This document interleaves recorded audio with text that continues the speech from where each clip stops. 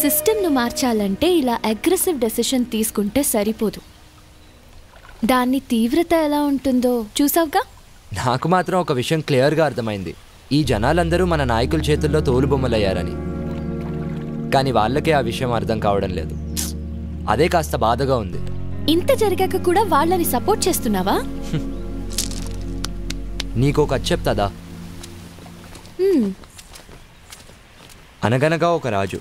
ఆ రాజు ప్రజల్ని తనకి నచ్చినట్టుగా పరిపాలించేవాడు. ఒకవేళ ప్రజలకు ఏ విషయమైనా నచ్చక ఎదిరిస్తే రాజధిక్కార నేరం కింద అక్కడికక్కడే చంపేసేవాడు. అలా ఆ రాజు నియంతలా ఉన్నాడు. ఆ టైంలోనే మహామంత్రికి రాజు కావాలనే ఒక కన్నింగ్ థాట్ వచ్చింది. నాయకులు జనాల నుండే పుడతారని ఆ జనాలకు ఒక కొత్త కాన్సెప్ట్ నేర్పాడు. దానికి అతను పెట్టిన పేరే ప్రజాస్వామ్యం. ఆ విధంగా జనాల మధ్య నుండి నాయకుడు పుట్టాడు. కానీ తర్వాత ఆ నాయకుడు మంత్రి అయ్యాడు. ఆ పాత మంత్రి కాస్త రాజు అయ్యాడు. రాజ్యాధికారం చలాయిస్తున్నాడు. అంటే పాత రాజు పోయి పాత మంత్రి కాస్త కొత్త రాజుగా అవతారం ఎత్తాడు. ప్రజాస్వామ్యం కాన్సెప్ట్ బాగా వర్కౌట్ అయింది కదా ఆ మంత్రికి. ఫైనల్గా కథలో ట్విస్ట్ ఏంటంటే భలే గమ్మత్తుగా ప్రజలకు చివరకు రాజే మిగిలాడు. కానీ ఇది ప్రజాస్వామ్య దేశం కదా, అందుకే ప్రజల్ని రాజ నిర్దేశకుల్ని చేశారు. రాజ్యాధికారం లాగేసుకున్నారు. ప్రశ్నించే హక్కునిచ్చారు, కానీ ఆ అవకాశాన్ని లాగేసుకున్నారు. ఆ తర్వాత ఈ ప్రజల్ని చైతన్యవంతుల్ని చేద్దామని ఎంతోమంది ప్రయత్నించారు. కానీ పాపం వీళ్ళెవ్వరికీ అర్థం కాని విషయం ఏంటంటే మనం మన హక్కుల్ని డబ్బులు తీసుకొని మరీ అమ్ముడుపోతున్నామని. నువ్వు అన్నది కరెక్టే, కానీ నాకు ఈ ప్రజాస్వామ్యంపై చాలా నమ్మకం ఉంది.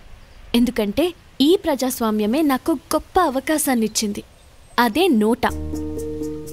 ఫర్ యువర్ కైండ్ ఇన్ఫర్మేషన్, ఆ ఆప్షన్ నీకు కూడా ఉంది. మార్పు కోరుకునే మనలాంటి వాళ్ళు ఈ వెపన్ యూజ్ చేసుకుంటే సరిపోతుంది.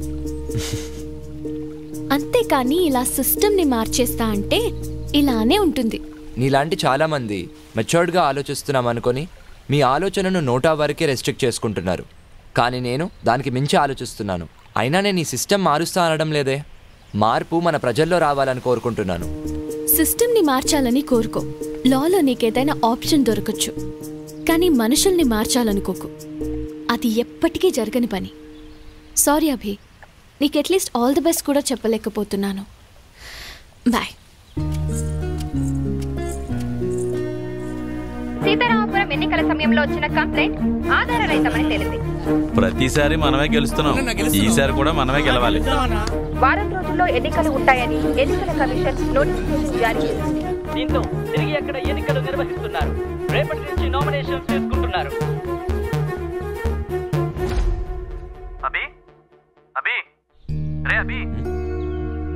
రేయ్, సారీరా, ఏదో ఆలోచనలో ఉన్నాను.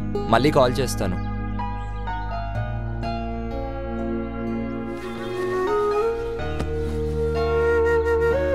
ఎవరైనా చెప్తే తెలుసుకునే వాళ్ళమేమో, కానీ అలాంటి తెలివైన వాళ్ళు బాగా చదివి తమ జీవితం కోసం, సంపాదన కోసం దేశ దేశాలు దాటుతున్నారు.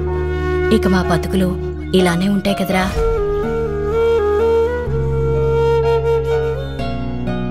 నేను ఈ ఊరు వదిలి ఎక్కడికి రాలేనురా. నన్ను ఈ నేలతల్లి బాగానే చూసుకుంటోందిరా. నువ్వు కూడా మన ఊరిని, ఈ నేలతల్లిని నమ్ముకున్న జనాల్ని ఎప్పుడూ మర్చిపోకూడదురా. అదే నా కోరిక.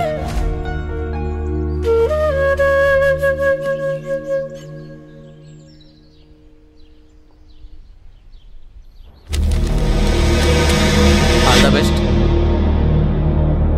All the best.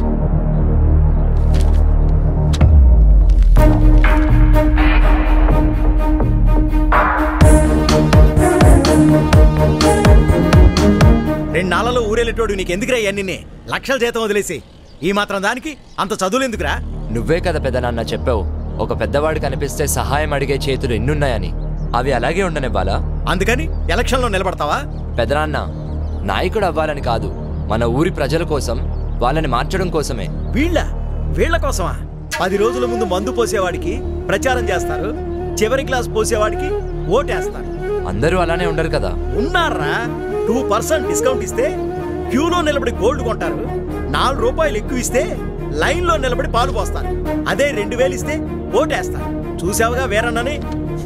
వీడైతే చందమామ రావే, జాబిలి రావే అని పాడుకోవడం లేదు. ఎలక్షన్లు రావే, డబ్బులు తేవే అని పాడుకుంటాడు. నువ్వేంట్రా వీళ్ళ కోసం మాట్లాడుతున్నావు?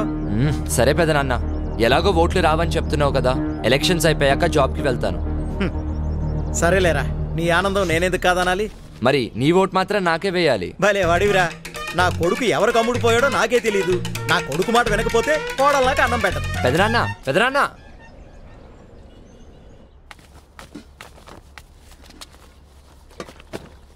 ఏమే లక్ష్మి, విన్నావా? ఆ అభిగాడికి పిచ్చి పట్టినట్టుంది. రేపు ఎన్నికల్లో నిలబడుతున్నాడంట. పట్నంలో బంగారం లాంటి ఉద్యోగం వదులుకొని ఇక్కడ నాయకుడు కావాలనుకుంటున్నాడు. పిచ్చాడు. చాలా మంచి పని చేశాడు. ఏంటి మంచి పనే? ఇదిగో మీ అందరికి ముందే చెప్తున్నా, ఈ ఇంట్లో ఏ ఒక్కడో ఆడికి మాత్రం ఓటేయద్దు. అయినా ఈ ఊళ్ళో ఆడికి అసలు ఓట్లే పడవలే. నీకేమైనా పిచ్చా? జాబ్ రిజైన్ చేయడం ఏంట్రా? అమ్మ చెప్తే కానీ నాకు అర్థం కాలేదురా. అయినా ఎక్కడో ఉండి మార్పు కోరుకుంటే సరిపోదురా. అందుకే ఇక్కడే ఉండిపోదామని నిర్ణయించుకున్నాను. అదేరా మా నాన్న చివరి కోరిక కూడా. ఈ పొజిషన్కి రావడానికి నువ్వెంత కష్టపడ్డావో మర్చిపోయావా? నాన్న చనిపోయాక నువ్వు 4 సంవత్సరాలు ఊరికి కూడా వెళ్ళలేదు కదరా. అవునరా, అప్పుడు ఊరికి దూరంగా ఉన్నాను కాబట్టే ఇప్పుడు పుట్టినూరు విలువ తెలుస్తుంది. అది కాదురా.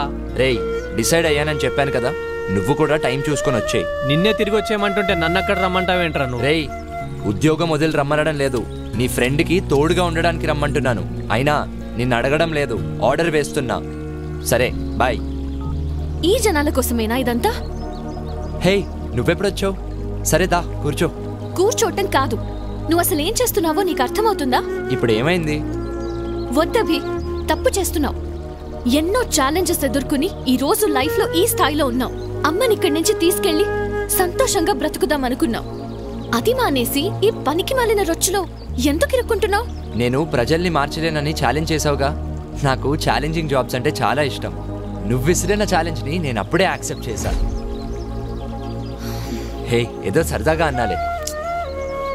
అయినా అందరిలో మార్పు రావాలని కోరుకుంటే సరిపోదు. ముందు ఆ మార్పు నాలో రావాలని చాలా ఆలస్యంగా తెలుసుకున్నాను. ఆ మార్పే ఇది.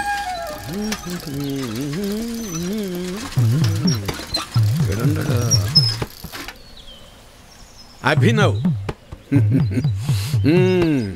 నువ్వు ఎలాగో ఏ నుంచి వెళ్ళవుగానే నీ జెండా కూడా నాకు ఇవ్వు, నా భుజం మీద వేసుకుంటాను. మేత మోపులంటే మోయటం కష్టం కానీ జెండాలకే ఎన్నైనా మోస్తాం, ఎన్ని డబ్బులైనా తీసుకుంటాం. నువ్వెంత ప్రయత్నించినా నీకు ఒక్కోటి కూడా పడదన్నది ఎంత నిజమో, నా జీవితంలో నేను మళ్ళీ వ్యవసాయం చేయనన్నది కూడా అంతే నిజం. తెలివైనడువే, తిక్క తిక్క పనులు చేయమాక. పోపో, పట్నం పో.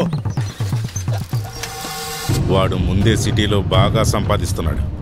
ఆ లక్షలు ఇక్కడ ఖర్చు పెడతాడేమో. ఎట్టి పరిస్థితుల్లోనూ వాడిని గెలవరేమొద్దు. అన్నా చిన్న చూడు, నువ్వేం చేస్తావో నాకు తెలీదు. ఈసారి మాత్రం ఖచ్చితంగా మనమే గెలవాలి. అవసరమైతే ఒక్కొక్కళ్ళకి 1000 ఎక్స్ట్రా అయినా ఇవ్వండి, మనమే గెలవాలి.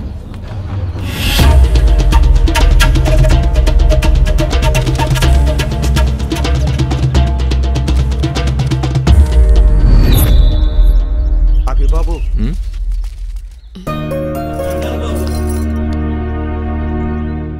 నిన్ను అనరాని మాటలు అన్నా.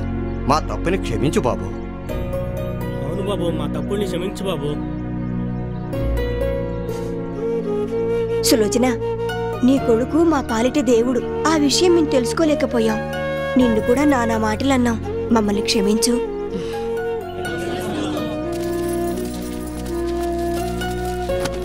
అరే నువ్వు సూపర్ రా అభి.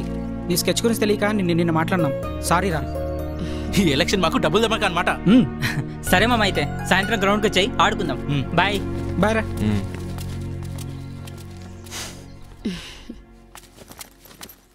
రే అబే, అబే, రే అబే. రే హాయ్ రా. మొన్న రానన్నావు, నాకు తెలుసురా నువ్వు వస్తావని. సరే రా కూర్చో. రారా కూర్చో ముందు. అరే, నేను ఇప్పుడు కూడా ఇక్కడికి వచ్చింది నీకు ఓటేయడానికో లేకపోతే నీ ఎలక్షన్ క్యాంపెయిన్లో సపోర్ట్ చేయడానికో కాదురా. నిన్ను ఇక్కడ నుండి తీసుకెళ్ళడానికి వచ్చా. నువ్వు మూసుకుని నాతో రా. అనిల్, బాగున్నావా? అత్త బాగున్నా అత్త. నువ్వైనా చెప్పత్తా, నాలాంటోళ్ళు 10 ఏళ్ళు కష్టపడితే గానీ వాడి స్థాయికి వెళ్ళలేం. అలాంటిది ఆ జాబ్ మానేసి ఇక్కడ పాలిటిక్స్ గిల్టిక్స్ అని తిరుగుతున్నాడు. అమ్మా, వాడు అలానే అంటాడు కానీ నువ్వేం పట్టించుకోకు. రే అనిల్, డబ్బులు తిరిగి ఇవ్వాల్సి వస్తుందని నాతో గొడవ పడ్డారు. అదే మళ్ళీ డబ్బులు తిరిగి వచ్చేసరికి డబల్ ధమాకా అనుకుంటున్నారు. అదేరా వాళ్ళ అమాయకత్వం. ఈ రాజకీయ నాయకులేమో ఆ అమాయకత్వాన్ని అడ్డు పెట్టుకొని వాళ్ళ జీవితాలతో ఆడుకుంటున్నారు. అమాయకత్వం పాడా దొంగనా కొడుకులు రా వీళ్ళంతా. అమాయకత్వమేరా. లేదంటే ఒకప్పుడు మన సమస్యల కోసం మన తరపున మాట్లాడడానికి మనలో ఒకడిని మనమే ఎన్నుకునేవాళ్ళం. కానీ ఇప్పుడు మన కోసం సేవ చేస్తామని మన దగ్గరికి వచ్చి మరీ అవకాశం అడుగుతున్నారు ఈ పాలిటీషియన్స్. పైగా ఆ సేవ కోసం మనకు డబ్బులు కూడా ఇస్తున్నారు. ఆ మతలబ్ ఏంటో వాళ్ళు అర్థం చేసుకోలేకపోతున్నారు. అంటే అది అమాయకత్వమే కదరా. కానీ దానికంటే ముందు వీళ్ళు అర్థం చేసుకోవాల్సింది ఏంటంటే ఈ పొలిటీషియన్స్ మనకి నాయకులు కాదు, మన సేవకులని. అప్పుడే ఈ ఎంటైర్ సిస్టమ్ మారుతుంది. అరే ఈ సిస్టమ్ నువ్వు అంత ఈజీగా మార్చలేవురా. అయినా మనకెందుకురా ఇవన్నీ? హైదరాబాద్ నుంచి స్ట్రెయిట్ గా ఇక్కడికే వచ్చినట్టున్నావు. ముందు ఇంటికెళ్ళి ఫ్రెష్ అప్ అవ్వు. అరే అది కాదురా. వెళ్ళు.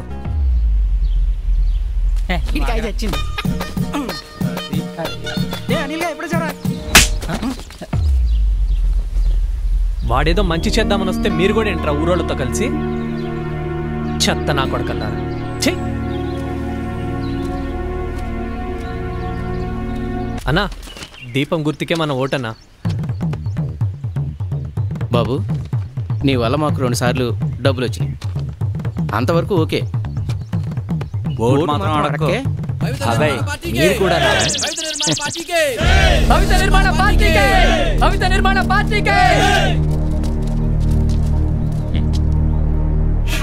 చూసావా, నువ్వెంత చేసినా నీ దగ్గరికి ఎవ్వడు రాడు. కనీసం మీ అమ్మాయినా నీకు ఓటేస్తుందో లేదో చూసుకో. హలో, దీపం గుర్తుకే మన ఓటు. భవిత నిర్మాణ పార్టీకే. సరికొత్త ఆశలు గాలోన మేడలు మతిపోయేటట్టుగా మన కళ్ళ ముందరే కట్టే కనికట్టు చూడరు. అధికార పక్షము కళ్ళబుల్లి మాటలు, ప్రతిపక్ష నీతులు, గురువింద సుత్తులు, చస్తే మారేది లేదు.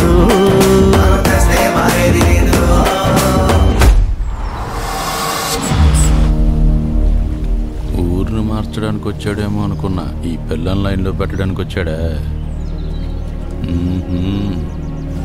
పోనవరా చూద్దాం. హలో హలో హలో, మీరు నా మాట వినరు. ఆ విషయం నాకు ఎలాగో తెలుసు. అందుకే మీకు నచ్చే మాట ఒకటి చెప్తాను, వినండి. మన ఎన్నికల కోసం అన్ని పార్టీలు పెట్టే ఖర్చెంతో మీకు తెలుసా? మొన్నటికి మొన్న పక్క రాష్ట్రంలో ఉన్న ఒక నియోజకవర్గం ఎలక్షన్స్లో అయిన ఖర్చెంతో మీకు తెలుసా? ఎంత? అక్షరాల 400 కోట్లు. అబ్బా, 400 కోట్ల. నిన్న జరిగిన మరో నియోజకవర్గం ఎన్నికల ఖర్చు 800 కోట్లు. 800 కోట్ల. మరి దేశం మొత్తానికి అసెంబ్లీ, పార్లమెంట్ ఎలక్షన్స్కి ఎంత ఖర్చు అవుతుందో మీరే ఊహించుకోండి. సరే, దేశం మొత్తం సంగతి పక్కన పెడితే మన ఊర్లో మన ఎంపీటీసీ ఎలక్షన్స్కి అయ్యే ఖర్చెంతో మీకు తెలుసా? ఎంత? మన ఊర్లో ఓటర్లు మొత్తం 1500 మంది. ఒక పార్టీ ఓటుకు 1000 రూపాయలు చొప్పున, అంటే 2 పార్టీలు కలిపి ఓటుకు 2000 ఇచ్చినా మొత్తం 30 లక్షలు. మరి మందుకు, బిర్యానీలకు, పనిచేసే కార్యకర్తలకు, ఇతర ఖర్చులకు మరో 30 లక్షలు. మొత్తం ఎంత? 60 లక్షలు. Very good. ఇప్పుడు సరదాగా లెక్కలేసుకుందాం. 5 ఏళ్లకు 60 లక్షలు అంటే రోజుకయ్యే ఖర్చు 3200 చిల్లర. ఓ, మన ఊర్లో ఓటర్ల సంఖ్య ఎంత అన్నాను? 1500 మంది. అంటే మనిషికి రోజుకి 2 రూపాయలు చిల్లర అన్నమాట. మనం ఈ రోజుల్లో బిచ్చగాడికి వేసినా కూడా తీసుకోవడం లేదు బాబాయ్. కానీ మనం మాత్రం రోజుకి 2 రూపాయలు తీసుకొని మన ప్రాథమిక హక్కులలో ఒకటైన ప్రశ్నించే హక్కును కోల్పోతున్నాం. అయితే ఏంటయ్యా, వాళ్ళ దగ్గర మనం డబ్బులు తీసుకోకపోయినా కూడా వాళ్ళని ఎదిరించే హక్కు మనకెక్కడుంది? అలా అని అమ్ముడిపోతామా? రేయ్, వీడు ఏం చెబుతున్నాడు అర్థమవుతుందా? వాళ్ళు ఇచ్చే డబ్బులు తీసుకోవద్దు అంటున్నాడు. మళ్ళీ 60 లక్షలు తిరిగి సంపాదించుకోవడానికి ప్రభుత్వం నుండి రావాల్సిన మన సదుపాయాలను మనకు అందజేయకుండా వాళ్లే కాజేస్తారు. ఆ విషయం మీకు అర్థం కావడం లేదు. సర్లే, పెద్ద చెప్పొచ్చాడు. పదండ్రా, రండి. సరే సర్లే, రండ్రా పోదాం. పెద్ద చెప్పొచ్చాడు. ఈ సొల్లు కబుర్లు చాలా మంది చెప్పారు. గొప్ప లెక్కలే చెప్పావు. ఏంట్రా వీళ్ళంతా?